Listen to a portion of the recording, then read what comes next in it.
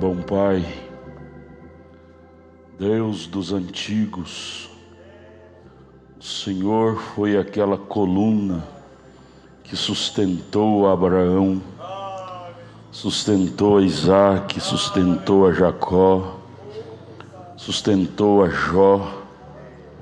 O Senhor é o Deus dos antigos. O Senhor tem deixado uma história verídica que o Senhor é aquela coluna forte, torre forte é o nosso Deus. Nós queremos dizer para o Senhor que nós continuamos naquela mesma linha de Abraão, linha dos patriarcas e dos profetas. Estamos confiados naquele mesmo Deus que Abraão confiou. O Senhor nunca falhou com Abraão, o Senhor nunca falhará conosco. Isto é certo. Humildemente curvado ao pé da cruz, estamos aqui, Pai, para aprender mais de Ti nesta noite. Ajuda-nos com o perdão de nossos pecados. Fale aos nossos corações. Humildemente te pedimos em nome de Jesus. Amém, amém, amém. Senhor Jesus, continue nos abençoando, irmãos. Bom ver vocês aqui.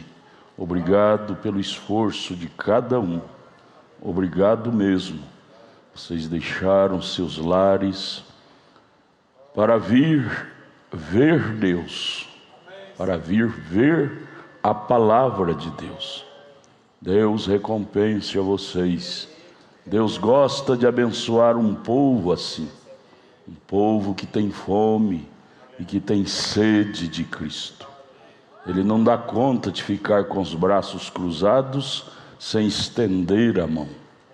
Obrigado, obrigado, obrigado por todos vocês se dedicarem, vir à casa de Deus. Vocês da internet também, Deus os abençoe. Sem perca de tempo, vamos ficar em pé. Vamos abrir nossas Bíblias em Daniel, no livro do profeta Daniel, no capítulo 9, verso 24 ao verso 27. Que o Senhor Jesus acrescenta a nossa fé. Deus abençoe o casal aí, Deus te abençoe, você estar nos visitando. Deus abençoe todos vocês que vêm à casa de Deus. Vamos ler o verso 24 em pé, depois nos assentaremos e vamos discorrer bem lentamente a Bíblia Sagrada. Gente, precisamos aprender a pegar pepitas da Bíblia. Na Bíblia está cheia de pepitas vivas para nossas almas. Vamos falar sobre os 6 propósitos de Deus para restaurar Israel. 70 semanas estão determinadas sobre o teu povo. Deus falando para Daniel. O povo de Daniel é os judeus. E sobre a tua santa cidade, Jerusalém. Primeiro propósito, primeira coisa que tem que acontecer para Deus restaurar a Israel: extinguir a transgressão. Segundo, dar fim aos pecados deles, Terceiro, expiar a iniquidade deles. Quarto, trazer justiça eterna sobre eles. Quinto, selar a visão e a profecia sobre eles. E sexto, para ungir o santo dos santos. Assentai-vos. Versículo 25. Sabe e entende. Desde a saída da ordem para restaurar e para edificar Jerusalém até ao Messias, o príncipe, 7 semanas. 7 semanas. Foi o tempo da reconstrução dos muros. E mais 62 semanas as ruas e as tranqueiras se reedificarão mas em tempos angustiosos. Então 62 mais 7 são 69 semanas. Uma semana refere a 7 anos, né? Verso 26. E depois das 62 semanas mais 7, 69, né? Isto é, na última semana, na 70ª semana, será tirado o Messias. Vocês lembram que Jesus veio para os judeus na última parte do tempo de Israel. Ele veio justamente na última semana. E ele não ficou 7 anos. Ele pregou o seu ministério, só foi 3 anos e meio. Foi a metade da última semana. Aqui está registrado no verso 26. E depois das 62 semanas, mais 7, né, 69, será tirado o Messias. Ele foi crucificado, a metade. E não será mais. A glória de Israel foi cortada bem ali, nos últimos 3 anos e meio, porque a promessa aqui do verso 24 era 70 semanas que Deus demoraria para restaurar Israel de volta, a redenção.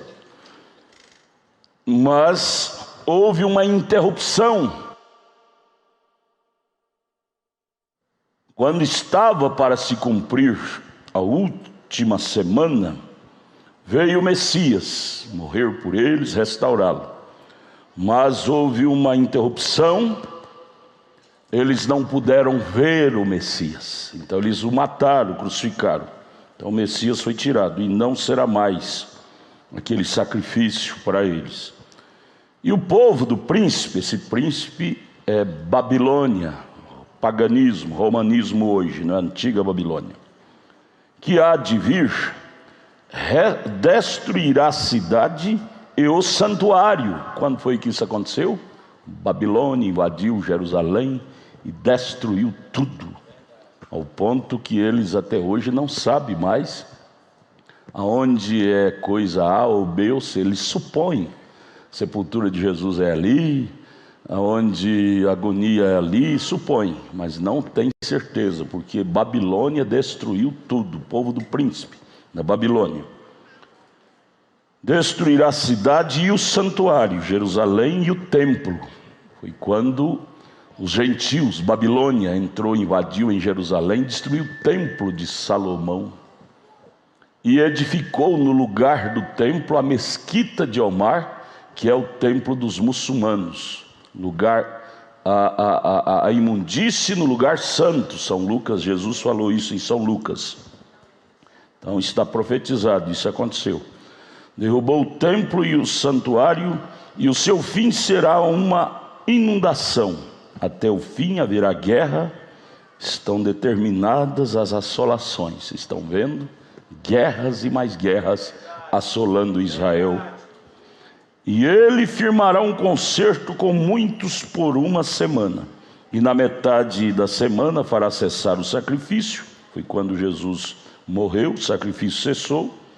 Metade, 3 anos e meio, a oferta de manjares, e sobre a asa das abominações virá o assolador, e isto até a consumação, assolando.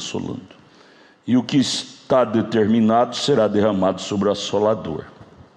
Veja, Deus parou o tempo para os judeus, para colocar nós, os gentios, naquele espaço.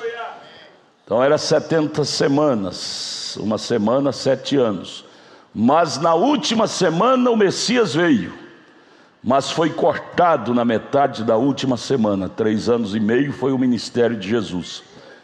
Os próprios judeus, Deus os cegou, de acordo com Romanos capítulo 9, capítulo 11. Por amor a nós, os gentios, Deus os cegou, os judeus, para inserir no plano da redenção não mais os judeus, mas nós, os gentios. Oh, gente, que privilégio! Nós que até então não éramos considerados povo, nós considerados gentios, que quer dizer adoradores de ídolo, gentes ruins. Deus cegou seus filhos, que veio dos seus lombos, nos lombos de Abraão, de Jacó, filhos, como Paulo disse em Romanos capítulo 11, oliveira verdadeira. Ele cortou os galhos da oliveira, que é os judeus, para inserir nós, zambujeiros maus, na oliveira, para extrairmos a seiva da oliveira, que é Cristo. E amor, fale um pouco sobre amor. Deus é amor. Deus é amor. Tirou seus ramos naturais, seus filhos legítimos, que eram os judeus, para inserir zambujeiros maus, o enxerto nesta árvore noiva, que é Cristo. Nós, considerados zambujeiros ruins, árvores daninhas, Deus cega seus filhos legítimos para não ver o Messias, seu dia e sua hora, para colocar nós que não éramos filhos. E hoje nós, os gentios, ficamos dodóizinho, qualquer coisa, não vou mais ser crente, não vou mais servir, não vou mais ser evangélico. Quando a misericórdia de Deus nos tirou do fundo do poço, não éramos salvos, não estávamos na linhagem do plano da redenção. Mas Deus, que é grande, que é milagroso. Você sabia que o maior milagre não é cego enxergar, surdo ouvir? O maior milagre é Deus nos salvar, nos inseriu no plano da redenção. Oh, irmãos, nós temos motivo de sobra de viver cantando, gritando: Hosana, Hosana, glória, glória, glória, obrigado, obrigado. Jesus, tu és maravilhoso. Jesus, eu te agradeço. Nada de mal que o diabo possa fazer contra nós supera o de bom que Jesus fez por nós. Nada de mal que o diabo possa fazer contra nós supera o de bom que Jesus fez por nós no Calvário. Tirou seus filhos originais do mapa do plano da redenção e inseriu nós, zambujeiros maus. Oh, irmãos, fale um pouco sobre amor. Deus é amor. Vire para o seu irmão e diga: irmão, Deus é amor. Irmã, Deus é amor. Diga: irmãos, Deus é bom. Diga: Deus é bom. Deus é bom. Deus é bom. Oh, Deus é bom. Ele me salvou. Ele me inseriu no plano da redenção.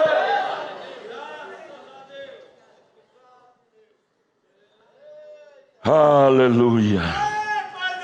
A última semana começou com 3 anos e meio de Jesus ainda aqui na terra. 7 semanas foi para a construção dos muros, né? Depois 62, e veio então a última semana que foi inserido nós. Na Bíblia, quando você vê esta frase, há muitas vezes repetida na Bíblia: tempo dos gentios. O que é tempo dos gentios? O tempo dos gentios é o tempo em que os muçulmanos, que são gentios, ainda governam sobre os judeus. Estão com seu templo. Lá eles derrubaram, acabamos de ler, que o príncipe, que é Babilônia, derrubou o templo. A santa cidade foi destruída, que é Jerusalém, inclusive o templo que Salomão edificara. E os muçulmanos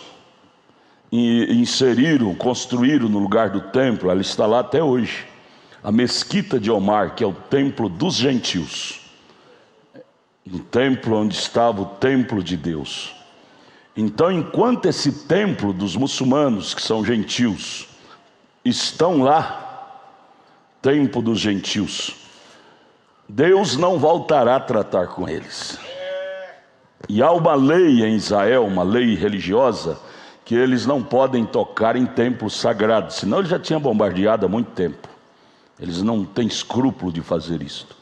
Mas eles estão esperando pela intervenção divina. haverá um terremoto. Haverá um terremoto com arrebatamento da igreja. Você sabia que quando Jesus expirou no Calvário houve um terremoto que derrubou tudo? Você sabia que quando a noiva for arrebatada haverá um terremoto profetizado? E essa mesquita de Omar partirá ao meio e cairá por terra, e Israel reconstruirá esse templo nesse período. Dispensação gentílica é as 7 eras que ele abriu.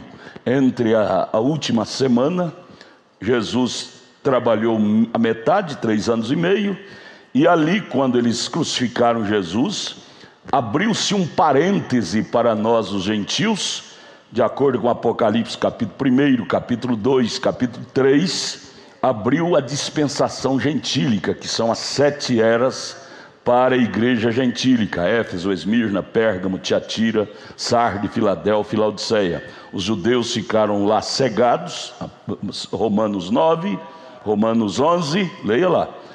E nós, os gentios, houve então a dispensação gentílica. Tempo dos gentios é o templo lá da mesquita de Omar, dentro do templo de Israel. Porém, dispensação gentílica já se trata do tempo dos gentios, 7 eras, Deus tratando com os gentios. E inclusive nós estamos na última dispensação.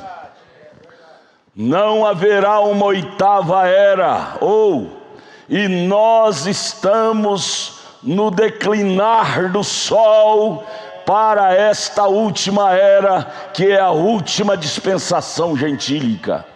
É o pôr do sol para os gentios. Você sabia que o evangelho corre como corre o sol? O curso do evangelho é o mesmo curso do sol. O sol nasce no oriente e se põe no ocidente.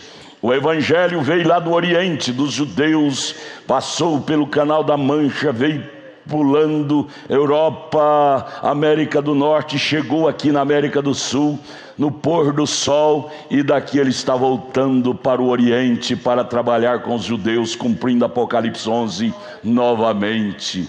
Nós estamos dentro dos últimos raios do sol da salvação para nós, os gentios. Amanhã pode este sol ter se posto para nós. Não espere se converter amanhã, busque se converter hoje. O sol para os gentios está se pondo. Estamos gozando dos últimos raios do sol, que é Cristo.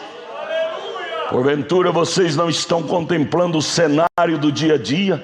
Guerras, problemas políticos, econômicos no mundo inteiro. Próprio Israel, só nesse ano, 3 eleições para trocar de governo, e cada um que entra não dá certo. Está tudo atrapalhado, não acha o caminho, perderam o viés da coisa, perdeu o norte da coisa. Porque isto fala que estamos no pôr do sol, os homens não dão conta mais. Haverá uma intervenção divina. O Vaticano está profetizando que o ano que vem vai implantar um novo sistema econômico na terra, político e religioso. Eles estão proclamando nas páginas sociais: 2020 será o ano da implantação do novo sistema. A besta governará. Só que esse sistema é falido.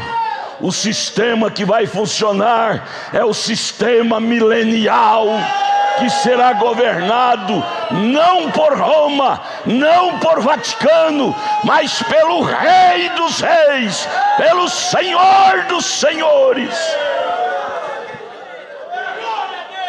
Novo sistema não vem de Roma, vem dos céus. Mas vamos ver aqui, voltando ao versículo 24 de Daniel 9. 70 semanas estão determinadas sobre o teu povo, sobre a tua santa cidade. Então, para Israel ser restaurado, voltar ao original como era antes, filhos de Deus, tem que acontecer 6 coisas.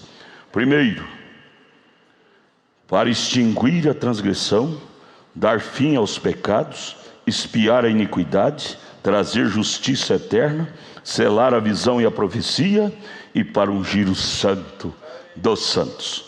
Profeta de Deus para esta era explica isto detalhadamente nesta mensagem 70 semanas de Daniel, volume 2, começando com o primeiro item: cessar a transgressão, ou seja, fazer cessar a transgressão. No parágrafo 51 ele disse, primeira parte da restauração dos judeus, para cessar a transgressão. Cessar o quê? Cessar a transgressão de Israel. Que é uma transgressão? É ir contra algo. Uma transgressão contra mim é fazer uma má ação contra mim. Uma transgressão contra você é fazer uma má ação contra você. Israel fez uma má ação contra Deus, crucificando Cristo no Calvário. E nesta semana, o coroamento desta última semana será a 70ª que vai suceder. Deus cessará a transgressão de Israel. Cessar a transgressão será o afastamento da impiedade deles, e então todo Israel nascerá de novo para Deus. Todos eles receberão o Espírito Santo. Nesse cume, quando cessar a última semana, quando a noiva subir, o evangelho voltar para eles, o que estamos a um passo disto, eles serão restaurados e receberão o Espírito Santo. Segundo lugar, por fim ao pecado. Zacarias 12, verso 10. Abra sua Bíblia. Zacarias 12, verso 10. Haverá o fim do pecado de Israel mediante o arrependimento com lágrimas dele. Arrependimento sem lágrimas não tem sentido, diz o profeta. Israel será restaurado, perdoados dos seus pecados com lágrimas. Veja, Zacarias 12, verso 10, fala da restauração deles. E sobre a casa de Davi e sobre os habitantes de Jerusalém derramarei o espírito de graça e de súplica, e olharão para mim quando Jesus aparecer para eles, juntamente com os dois profetas Moisés e Elias. Ele mostrará o escravo nas mãos dele, e eles vão perguntar: onde adquiriste esse escravo? Ele disse: na casa de meus irmãos. E eles vão entender que foram eles que crucificaram o Messias, e haverá choro, grito, arrependimento. Olharão para mim, a quem traspassaram, porque até hoje eles não entendem que aquele era o Messias, mas quando Moisés e Elias vieram a eles, chegar o tempo deles, eles vão entender. Olharão para mim a quem traspassaram e prantearão como quem pranteia por um unigênito, e chorarão amargamente por ele, como se chora amargamente pelo primogênito. Então aí será por fim ao pecado mediante o arrependimento. Parágrafo 55 ao 57, o profeta comenta: aqui está o erro deles, aqui está o seu pecado.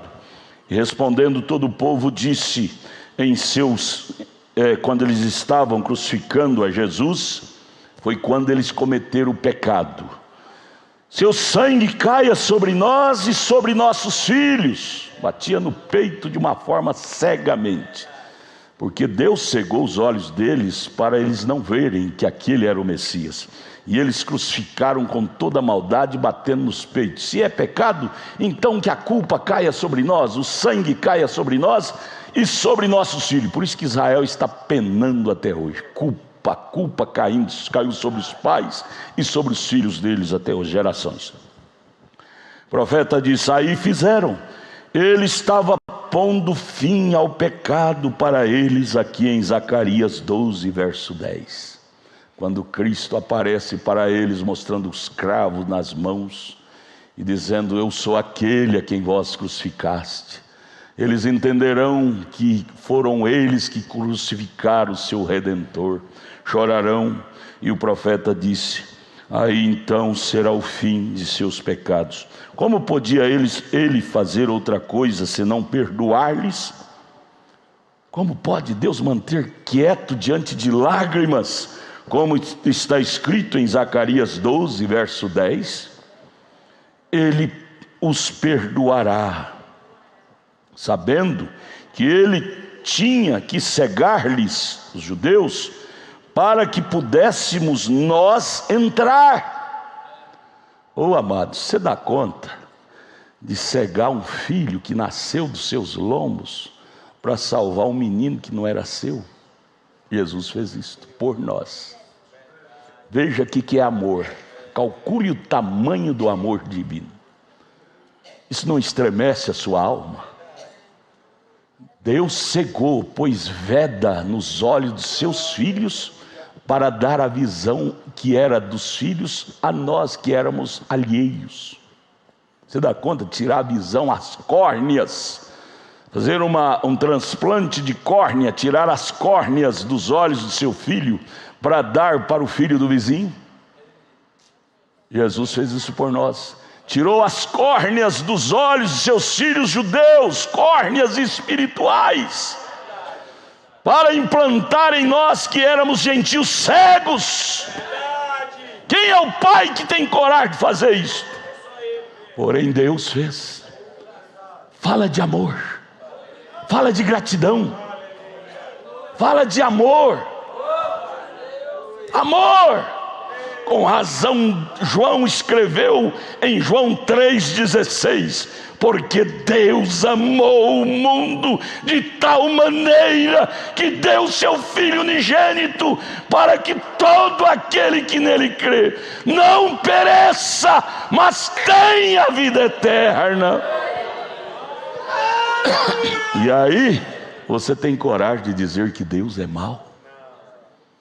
Deus tirou as córneas dos olhos dos seus filhos legítimos, judeus, para dar a nós que não éramos filhos, gentios, idólatras. Você não tem, mas Deus teve, por amor a nós. Ele olhou do céu e viu nós, os gentios, destituídos da glória de Deus. Ele disse: não, eu vou intervir nesse assunto. Eu não posso ficar de braço cruzado vendo essas gentes gentílicas perdidos. Vou dar a eles uma chance. Agora Ele faz tudo isso, nos dá chance, e nós fazemos bico. Não vou ser crente não. Meu irmão olhou mal para mim, meu irmão pisou no meu calo, não vou ser crente não.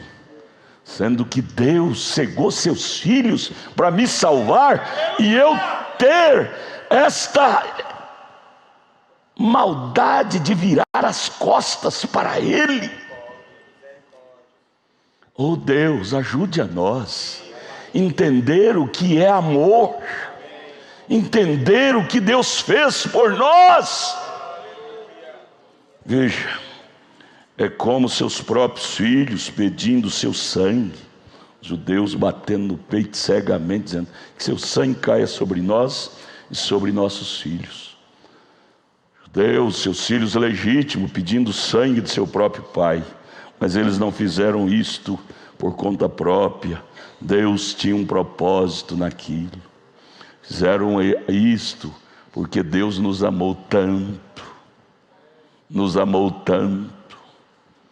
cegou seus próprios filhos por amor a nós.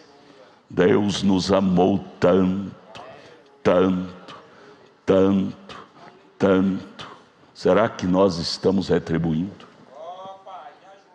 Eles foram cegados, e Ele sabia que foram cegados. Por esta razão Ele clamou perdão para eles, diz: perdoa-lhes, Pai, porque eles não sabem o que estão fazendo. Jesus sabia o porquê os judeus estavam crucificando eles, e ao saber, Ele teve tanta pena deles, que pediu ao Pai: Pai, não imputes. Eles estão fazendo isto cegamente, eles não estão tendo consciência do que estão fazendo. Eu sei que eles estão fazendo isso contra mim, porque o Senhor tem um plano para os gentios. Mas Pai, perdoe, não leve em conta isso. Eles foram cegados por nossa causa. Foram eles cegados em sua incredulidade, eles fizeram isto. Porém, quando eles o virem novamente, aí acontecerá, Zacarias 12, verso 10, aprontarão um berreiro de grito e choro: perdoa-me, eu fui um louco em crucificar-te. Então, por fim ao pecado. Quando Deus terminar de tratar com os gentios, Deus voltará com eles para estes 6 propósitos. Por fim ao pecado. Que é pecado? Incredulidade. Eles não crerão que aquele era o Messias, até que ele volte a eles. Eles não podiam ver que era o Messias, mesmo havendo ele feito todo o sinal que o Messias devia fazer lá naquele tempo. Porém, eles não puderam vê-lo, eles estavam cegos. Deus os cegou. Culpa deles? Não, culpa nossa, por amor a nós. Irmão, dá vontade de pôr a cara no chão, dá vontade de pôr a cara no chão e urrar e gritar: Deus, me ajude a ser mais agradecido. Tira a dureza do meu coração, me ajude a te louvar mais, me ajude a te glorificar mais. O Senhor fez coisa que um pai não faz pelo filho, e o Senhor fez por mim. Desculpe. Vamos seguir. Para espiar a iniquidade. Espiar é tirar. Parágrafo 86 e 89. Ele fará isto, espiar a iniquidade. Para espiar a iniquidade. Iniquidade é fazer algo incorreto. Tal e como fizeram na cruz, ele fez expiação, porém não será aplicada a eles. Não aplicou a eles. Por quê? Porque eles foram cegados e não podiam vê-lo. E por quem foram cegados? Você diz: bom, talvez hoje porque sou cego. Lembrando isso, vocês são cegos hoje por vontade própria, que a salvação é apresentada. Lá os judeus foram cegados por vontade de Deus, mas hoje os gentios estão cegos por vontade própria, corações duros. A iniquidade deles serão tirada, mas a iniquidade dos gentios não. Eles eram cegos porque Deus os cegou. Romanos 9, Romanos 11. Porém vocês, gentios, são cegos pela própria vontade. E aí o profeta disse: não há expiação para vocês, gentios cegos por conta própria. Isso é forte. Não há expiação para o incrédulo gentio. Para os judeus haverá, porque eles não foram cegados por vontade própria. Deus os cegou para inserir nós. Mas para os gentios hoje não há perdão. Expiação quer dizer perdão. Não brinque com coisa séria, gente. A corda da salvação está sendo pendurada aqui para o mundo gentílico. Agarra nela, segure nela, porque não haverá expiação para incrédulos gentílicos. Porque se tornar incrédulo por vontade própria, salvação bateu na porta e fecharam. Eu já tenho minha denominação, já tenho minha religião, não vou aceitar isso não. Incrédulos por vontade própria. Os judeus é outro caso. Isso é o profeta dizendo. Mensagem, o sextuplo propósito, 70 semanas, volume 2, parágrafo 86. Não há expiação para os gentios incrédulos. Isso é forte. Você brinca com perdão, você brinca com a graça, ela se tornará uma desgraça para você, viu? Minha gente, a coisa é mais séria do que se pensa.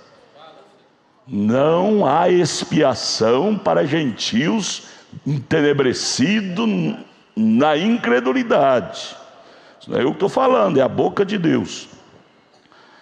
Se não crerdes que eu sou ele, disse Jesus, morrereis em vossos pecados. Está em São João 8, 24. Isso é correto. 86 e 89. Para fazer expiação pela iniquidade. Iniquidade é algo que você sabe que está errado e faz. Quando você sabia mais que isso, quando você não o devia fazer. Se eu atender, Davi disse no Salmo 66, se eu atender a iniquidade do meu coração, Deus não me ouvirá. Assim que Sião, veja Zacarias capítulo 13, comecemos com o primeiro verso. Naquele dia haverá uma fonte aberta para a casa de Davi e para os habitantes de Jerusalém contra o pecado e contra a impureza. Deus voltará a estender a mão para eles e os restituí-lo. Abrirão os olhos deles e eles o enxergarão, de acordo com o que lemos em Zacarias 12:10. Chorarão, buscarão perdão, encontrarão perdão. Então a porta será aberta e em Jerusalém haverá paz. Assim que Sião viu que aquele era seu Messias, eles nascerão de novo em um só dia. Parágrafo 95.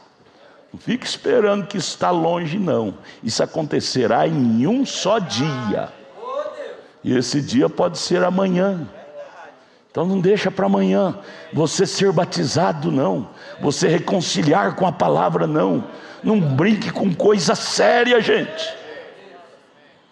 Faz reconciliações pelos pecados e para fazer reconciliações pela iniquidade. Eles fizeram o que era mal, o que era incorreto. Se fez reconciliação pela sua iniquidade. Veja, e aí vem em terceiro lugar, quarto lugar, trazer justiça eterna. A justiça que eles perderam, segundo Deus, será restaurado. Quarto propósito, parágrafo 97. Trazer justiça, não temporária, mas eterna para eles. Os judeus voltarão a ter o gozo de gozar de justiça de Deus eternamente em seus corações. O profeta comenta isso no parágrafo 97.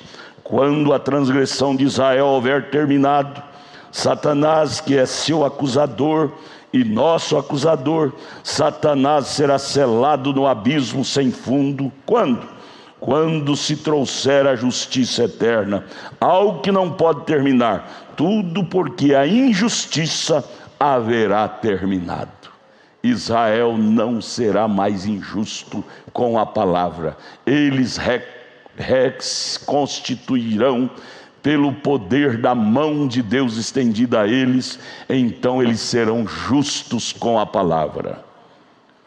Veja, ainda o parágrafo 100, 101. O profeta comenta: porque a terra, quando isto acontecer, cumprirá Abacuque capítulo 2, verso 14.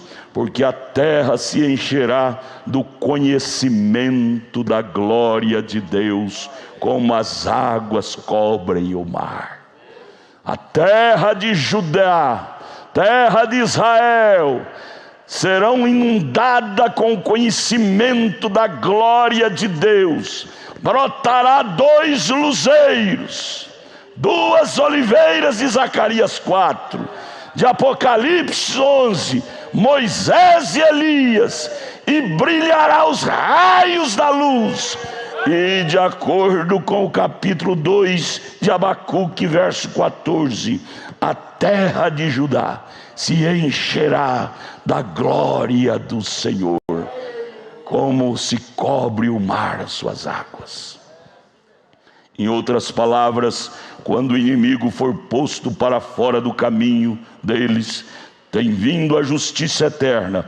Satanás é selado no abismo, e o conhecimento do Senhor cobrirá a terra como águas cobrem o mar. Amém. O profeta disse: glória a Deus. Vem, irmão, vem. As mulheres, quando a justiça eterna vier sobre eles, as mulheres voltarão a ser damas, os homens voltarão a ser cavalheiros. se estabelecerá a justiça eterna de Cristo em sua gente. Quando o conhecimento do Senhor encher a terra e o mar e o céu, e ó, geme meu coração, clamando por esse dia de doce libertação. O conhecimento de Deus encherá a terra lá e cá, porque Deus restaurará tudo, restaurará os judeus e restaurará toda a terra. E aí as mulheres voltarão a ser damas e os homens voltarão a ser cavalheiros. Quando? No reino milenial. Irmão Brana disse, exclama: ó, geme meu coração, clamando por esse dia de doce libertação. Haverá paz novamente, haverá harmonia. Oh, aleluia, glória a Jesus, graça, glória. Agora, em quinto lugar, selar a visão e a profecia que está profetizado sobre Israel, 108 e 109.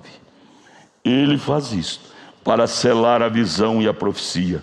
Daniel havia profetizado essas coisas, ele o havia visto numa visão, o propósito de Deus para restaurar Israel, e o anjo desceu aqui para selar a visão, para selar a profecia, ou seja, dar cumprimento. Eles podem ler isto, porém não podem entender até aquela hora, até o tempo do fim.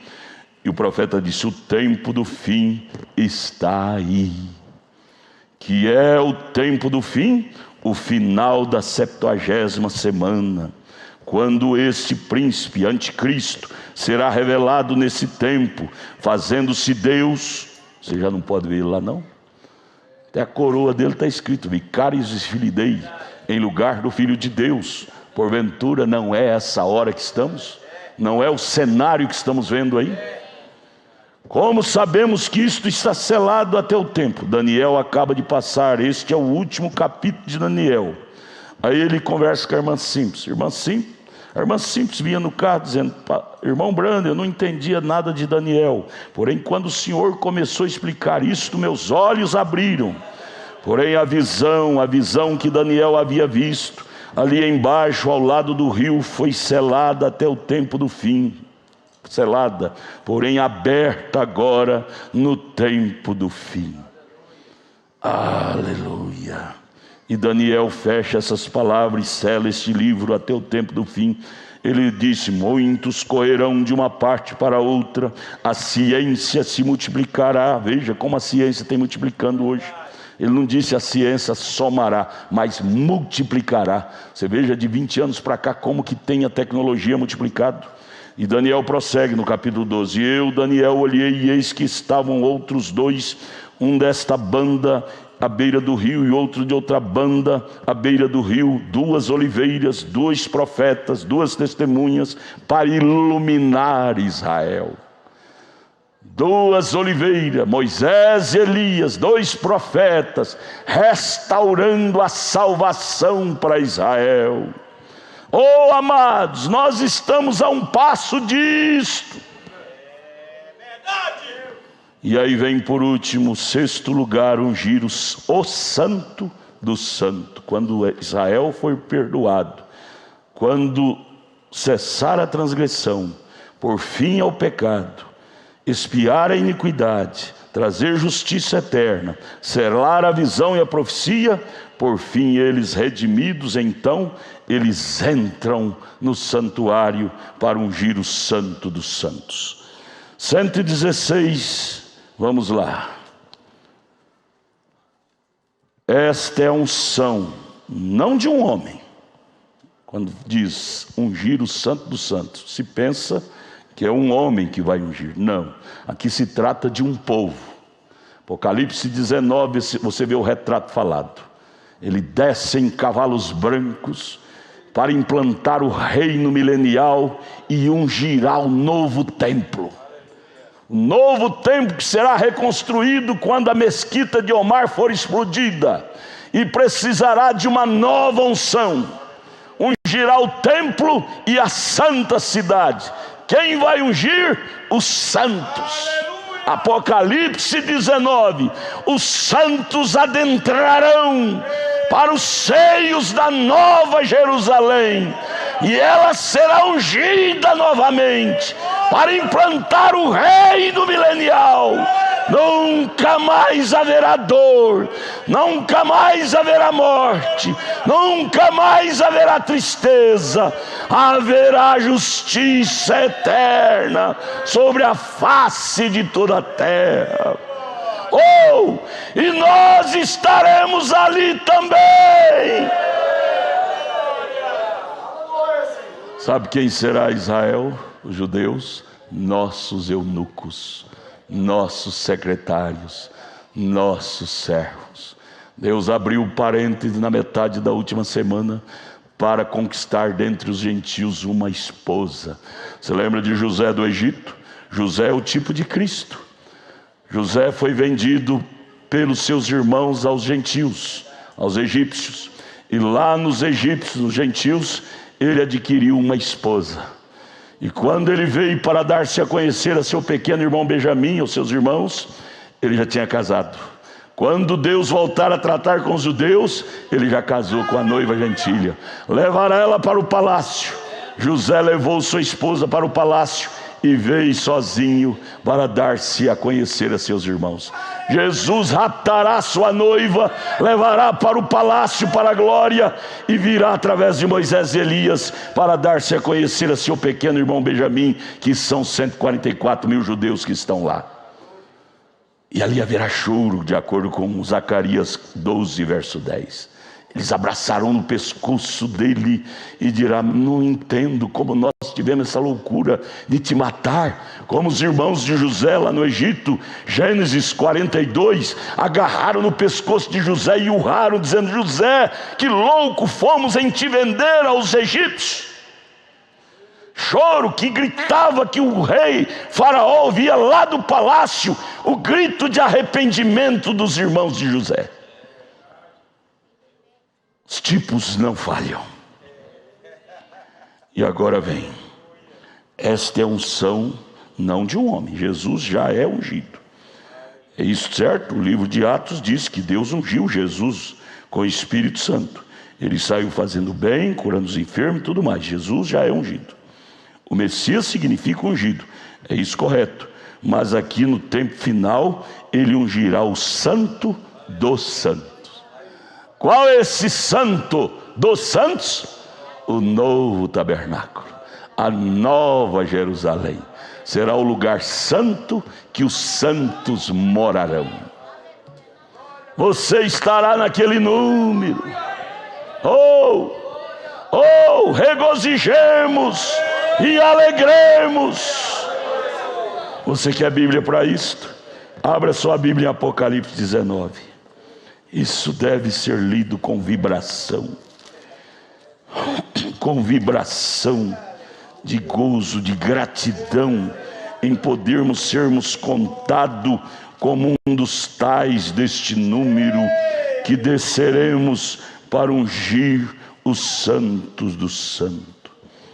Capítulo 19 de Apocalipse, verso 11 a seguir. João, naquela série de visões apocalípticas, ele narra para nós o que ele viu há 2000 anos atrás. E nós, pela misericórdia de Deus, estamos hoje no cenário para participar daquela visão que João viu lá. Hoje somos os tais a participar, ser parte daquilo, literalmente. João lá viu em tipo, em símbolo, em visão. Hoje nós vemos olho nu, somos os tais. Amados, se eu não fosse batizado, eu corria me batizar hoje em nome de Jesus Cristo aqui. Apocalipse 19, verso 11. Vitória de Cristo sobre a besta, sobre o falso profeta. Aqui ele vem para implantar o reino milenial. Aqui ele vem com a sua rainha para ungir o santo dos santos.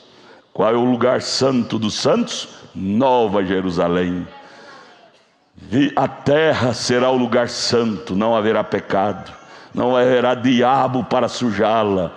Mas ela primeiro, para ser usada, tem que ser ungida. Você compra uma casa, constrói uma casa, antes de você usar aquela casa, você reúne a família e consagra, e ora e consagra.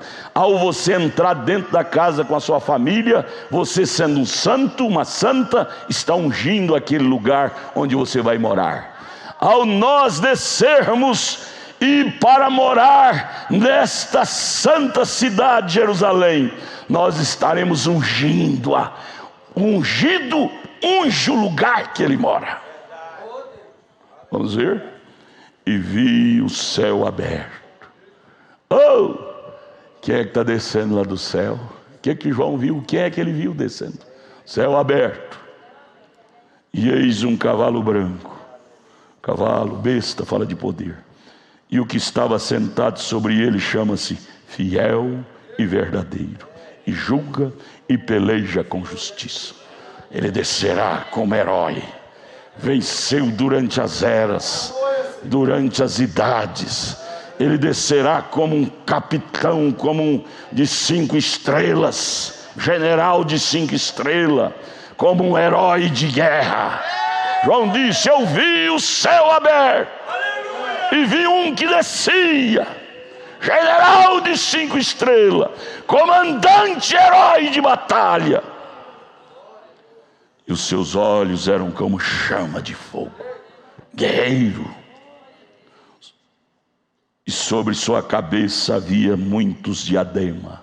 Quem pôs? Quem coroou o rei? A rainha. Ele já desce coroado, porque no arrebatamento, lá nos 3 anos e meio, na festa das bodas do Cordeiro, a rainha vai coroar o rei. Então ele já desce coroado. Você, será que você vai pegar na pontinha da coroa? Cada um pedacinho. Pega lá para pôr na cabeça do general.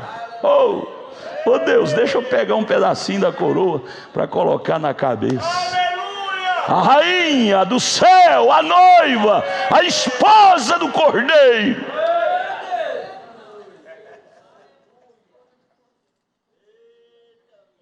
E tinha um nome escrito que ninguém sabia, senão ele mesmo. E estava vestido de uma veste salpicada de sangue. Sangue fala de batalha, de luta, porém não derrotada. Lutas ganha. E o nome pelo qual se chama não é dogma, não é credo, não é nenhum desses slogans que as igrejas exibem. O nome pelo qual ele desce, o slogan, o nome que ele desce exibindo será a Palavra de Deus. Qual é o nome da nossa igreja? A Palavra de Deus. Não é Tabernáculo da Fé? Tem nada a ver. Tabernáculo é o nome que a lei pede. Nós colocamos Tabernáculo da Fé. Mas o nome interior nosso é a Palavra de Deus. É por isso que nós amamos a palavra. Porque o nosso nome é a Palavra de Deus. E aí vem o verso 14. Ele vem sozinho? Ele desce sozinho? Leia o verso 14 de Apocalipse 19. E seguiam-no os exércitos no céu em cavalos brancos. Não é preto não, sujo. É branco, símbolo de pureza. E vestidos de linho fino e branco. Linho fino fala da pureza da adoração. Olha, você quer ir para lá para vestir vestido de linho? Veja a pureza, a sanidade da sua adoração. Você que gosta de uma adoração mesclada com paganismo, humanismo, abandone isto, senão você não vai poder vestir aquele vestido de linho branco. Seguiam-no os exércitos do céu. Oh irmão, coisa boa é você ser contado como parte, um membro dos exércitos do céu. Ah, isto é grande. Lia, cadê a Lia? Você faz parte desse exército do céu, Lia. Aqui ninguém dá nada para ti, mas lá no céu você vai descer para implantar, reinar aqui na terra, membro deste exército do céu. Isaías, cadê você, Isaías? Que ama esta palavra, que crê nesta palavra. Você descerá não mais com doença mental, Isaías. Você descerá acompanhando o Rei dos Reis, vestido de branco, sendo parte do exército do céu, para implantar o reino milenial, para ungir o lugar santo dos santos. Hoje de manhã eu puxei a orelha do irmão, disse: irmão, para de brigar por besteira, brigando por causa de meio metro de terra que o outro fez a cerca na terra dele. Falei: para com isso, a terra é nossa, todinha. São Mateus 5, os mansos herdarão a terra. Apocalipse 19, verso 14, virá o exército do céu para possuir a terra. Toma, Satanás, você será deposto desta terra, ela é nossa. Sabe que saía da boca desse grande guerreiro, general? Verso 15: e da sua boca saiu uma aguda espada para ferir com ela as nações, e ele as regerá com vara de ferro, e ele mesmo é o que pisa o lagar do vinho no furor da ira do Deus Todo-Poderoso. Vara de ferro quer dizer domínio total, estará nas mãos dele. Satanás não terá mais domínio sobre ninguém. Satanás não governará mais meu filho, não governará seu filho, nunca inserirá droga, cachaça, cigarro na boca de ninguém. Ele será amarrado por corrente circunstância, por 1000 anos ele não poderá vestir ninguém moralmente mais. Ele virá com vara de ferro, reger no milênio, e nós juntos com ele. Oh, igreja, dê glória a Deus. Quer mais? Verso 16: e no vestido e na sua coxa tem escrito este nome: Rei dos Reis e Senhor dos Senhores. Ah, que coisa linda estar apoiado num poder grande como este. Deixa eu encerrar aqui o profeta chamando a nossa atenção no parágrafo 138. Ele disse: o ama você? O ama você? O profeta diz: pode você se dar ao luxo de perder o céu, sabendo que glorioso que será? Pode você se dar ao luxo de perder essa oportunidade de ser um número neste exército do céu? O que é mais importante aqui na terra que possa me tirar disto? Nada. Que? Nada. Cigarro? Cachaça? Sexo? Não! Não! Nada! Meio metro de terra? Pare de besteira, gente. Tire a mão disto. Tudo isto é nosso. A terra é nossa. Os céus é nosso. A eternidade é nossa. Pode você se dar ao luxo de perder o céu? Estamos no tempo do fim. Que vem ele fazer? Qual será a primeira coisa? Antes de que Jesus venha à terra, qual será a primeira coisa? A igreja será o quê? Raptada. Antes dele voltar a tratar com os judeus, a igreja será raptada. 1 aos Tessalonicenses 4,16. E aí volta: Israel será reconhecido num único dia. Você vai esperar quanto tempo? O rapto está às portas. Israel será reconhecido num único dia. E você fica de braços cruzados esperando o quê? Negão, saia do fundo do mar. Venha para Cristo, negão, você é meu. Negão está lá em cima do puleiro. Você vai esperar o quê? O arrebatamento vir para você arrancar os cabelinhos da cabeça e dizer: que louco fui, eu dei o luxo de perder minha vida eterna. As pessoas vão arrancar os cabelos da cabeça. Menino de barba, olha aí, você é nosso. Fica fora disso não, irmão da irmã Marisa. Você é nosso. Não deu o luxo de sair fora disso não. Você não vai te perdoar nunca na vida em perder o arrebatamento. Vocês que estão fora do caminho, volte o quanto antes. Vocês não vão vos perdoar nunca em se perder a oportunidade de ser número desse exército do céu. Vocês vão ver Isaías, Lia, descendo, compondo o número dos exércitos do céu, e você dizer: eu congreguei na igreja da Lia, congreguei na igreja do Isaías, ele foi, eu não fui, que louco fui eu!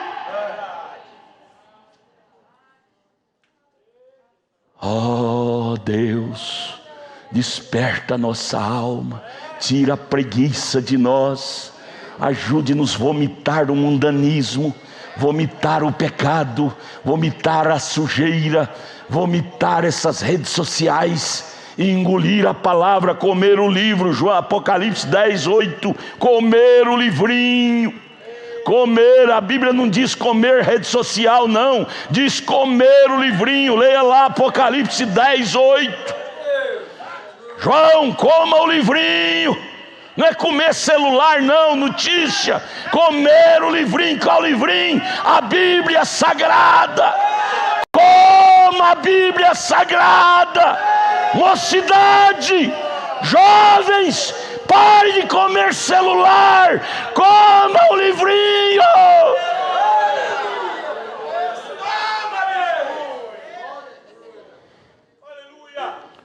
Pode você dar o luxo de perder o céu? Eu não preciso disso não. Eu não vou na igreja mais não. Pisar no meu calo? Olha, deixa eu repetir isso. O pior que o diabo possa fazer contra nós não supera o melhor que Deus fez por nós. Não justifica virar as costas para Jesus. Nunca, nunca, nunca, nunca, nunca, nunca. Estamos no tempo do fim, que vem Ele arrebatar a sua igreja. Virá Jesus à terra e caminhará pelos arredores da tumba, e estreitará as mãos do papai e da mamãe, falará com todos nós aqui, e subirá? Não, vai ser assim não. 1 aos Tessalonicenses 4:13, dizemos isto vocês, pela palavra do Senhor, nós o que vivermos e permanecermos até a vinda do Senhor, não precederemos ou estorvaremos aqueles que dormem, porque a trombeta de Deus soará, os mortos em Cristo levantarão primeiro, e nós, os que estivermos vivos e permanecermos, seremos tomados juntamente com eles para encontrarmos com o Senhor nos ares. Seremos levantados no momento, num piscar de olho. Durante esse tempo, isto termina a era da igreja, e então aqui embaixo na terra Deus começa a tratar com os judeus, restaurando para o reino milenial. Mas a pergunta é: pode você se dar o luxo de perder o céu? Diga para o seu irmão: não perca não, não perca não, perca não, brinque com isso não. A gente brinca de bicicleta, de casinha, de boneca, mas com o destino eterno não se brinca não. Se brinca, eu emburrei com meu marido, não vou na igreja mais. Estou emburrado com meu marido. Emburrei com a minha esposa, não vou na igreja mais. Vai sozinho. Você está fazendo desabafo contra o marido? Você está matando a sua alma. Você está pensando que você está pisando no seu marido, você está pisando em sua alma. O que a igreja tem a ver com briga sua com sua esposa? Cuide de sua alma, gente. Deixa de ser tolo, deixa de ser tola. Cuide de sua alma.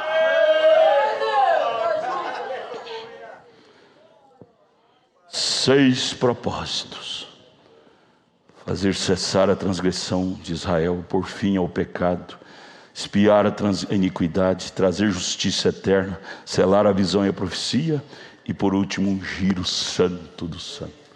Um dia deste, haverá os jornais publicando. Manchetes. Manchetes. Desapareceu um povo da terra. Aí a segunda manchete será: 2 homens esquisitos estão em Israel, convertendo água em sangue, cerrando o céu para não chover. 2 homens esquisitos. Manchetes arrepiantes. Você que ficar vai dizer: misericórdia, o arrebatamento aconteceu e eu fiquei. Irmão, não queira ficar aqui para ver essas manchetes. Você pode dar ao luxo em perder o céu? Brinque com isso não, gente. Brinque com arrebatamento não. Meninas, jogue esse celular no chão e quebre. Se isso está atrapalhando seu destino eterno, Jesus disse: é melhor, se o braço te atrapalha, corta o braço. E esse braço quer dizer isso. Redes sociais está atrapalhando, corta isso, joga isso fora. Se o olho te atrapalha, arranca o olho. Arrancar o olho quer dizer, arranca aquilo que está te atrapalhando. Volto a dizer, pode você se dar ao luxo de perder o céu por causa de coisas da terra? 5 minutos de bobeira. Oh Deus, sacuda o nosso subconsciente para ver a urgência da hora em que estamos vivendo. Vamos ficar de pé. Oremos. Deus, que esse balançamento possa balançar a nossa alma, sacudir o nosso espírito, sacudir a nossa consciência, despertar-nos do sonâmbulo da vida e nos levar a parar de brincar com o destino eterno, nos levar a pensar mais sério no nosso arrebatamento que está às portas. Os judeus estão lá no muro da lamentação, gritando dia e noite, dizendo: até quando, até quando? E o clamor deles em breve, muito em breve será ouvido. O Senhor descerá para atendê-los. Oh Deus, não nos deixe dar o luxo de perder o céu, porque quando o Senhor voltar a tratar com os judeus, os gentios estarão destituídos da glória de Deus novamente. Desperta essa mocidade, Pai, essas crianças, esses pais, essas mães, essas famílias. Desperte, Pai, que possamos dar mais atenção ao clamor da alma, à necessidade da alma, dar mais atenção à necessidade da alma do que à necessidade da carne. Necessidade da carne é passageira, é 70 anos, a necessidade da alma é para a eternidade. Ajude-nos a ter mais prioridade por aquilo que é mais valioso, e o mais valioso não é a carne, é a alma. Ajude meus irmãos que estão na internet, parar de ficar na internet e vir para a igreja todos os cultos. Fé de arrebatamento está em ouvir e ouvir a palavra de Deus. Tira a preguiça desse povo, Deus. Dê mais responsabilidade, mais fome, mais sede de Deus. Até quando vamos estar essa dormência, desinteresse? Ajude-nos a agarrar a salvação com unhas e dentes. Jacó agarrou a primogenitura com unhas e dentes, porque se aquilo passasse dele, ele estaria perdido sem a primogenitura. Ajuda, Deus. Ajuda, Deus. Dê desespero na alma, Pai. Dê desespero na alma. Ora, irmão, ora. Dê desespero em nossas almas. Senhor, nosso Deus, nós precisamos disto, Senhor. Pai, não deixa, Senhor, esta dormência tomar conta de nós, Pai. Mas que haja um despertar em nossas almas, em nossas vidas, Senhor. Pai, tem que haver desespero, Jesus. Tem que haver desespero em nossas almas, Pai. Que possamos estar mais ao pé da cruz, Senhor, buscando isto noite e dia, Pai.